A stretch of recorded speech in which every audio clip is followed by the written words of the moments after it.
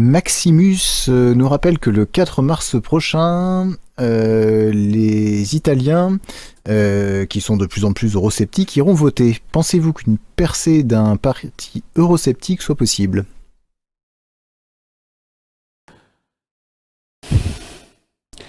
Écoutez, j'en sais rien. Ce que je sais, c'est que j'ai vu, je crois que c'était aujourd'hui, il me semble, j'ai vu une dépêche venant d'Italie qui nous apprend que le M5S, le Movimento 5 Stelle, le mouvement des 5 étoiles, le truc de BP Grillo, là, avait décidé de retirer de son programme la demande d'un référendum sur la sortie de l'euro.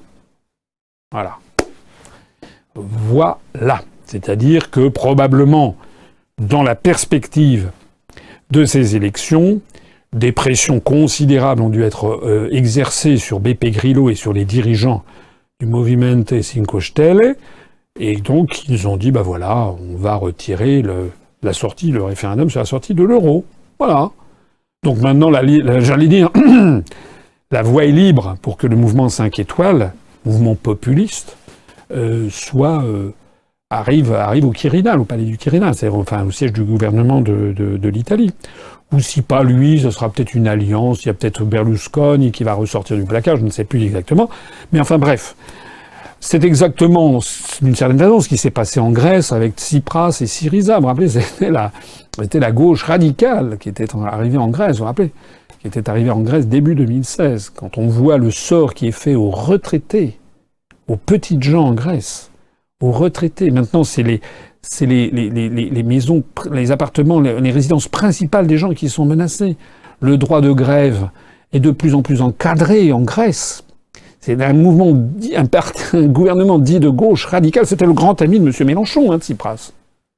Tsipras et Mélenchon, c'est formidable. On les voit, il y a des photos, ils défilent bras dessus, bras dessous.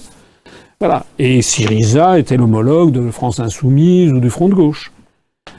Il n'y a qu'une chose qui... Je reviens sur ce que je disais tout à l'heure au sujet de Philippot. C'est-à-dire qu'il faut que les Français fassent exercer quand même leur faculté de flair et de discernement. Il est très important, en politique, ce qui compte, c'est pas ce que l'on dit. Ça compte, mais ce qui compte au moins autant, c'est ce que l'on ne dit pas. Voilà. C'est au moins aussi important. Monsieur Philippot refuse de sortir de l'OTAN. Terminé.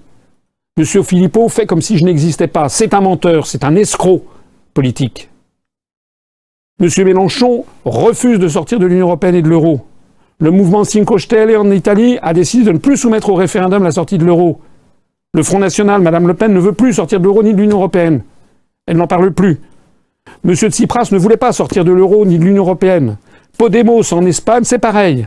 C'est-à-dire que tous les mouvements d'opposition, entre guillemets, qui sont promus par les grands médias, en Espagne, en Grèce, en France, en Italie, sont toujours soigneusement sélectionnés pour ne jamais proposer ce que moi j'ai proposé depuis bientôt 11 ans, la triple sortie, qui est la clé de notre libération collective, la clé de notre libération collective, la sortie univoque, unilatérale, sans aucune machine en arrière, sans aucune tergiversation possible, la sortie de l'Union européenne, la sortie de l'euro et la sortie de l'OTAN, et pas du commandement militaire intégré. Voilà.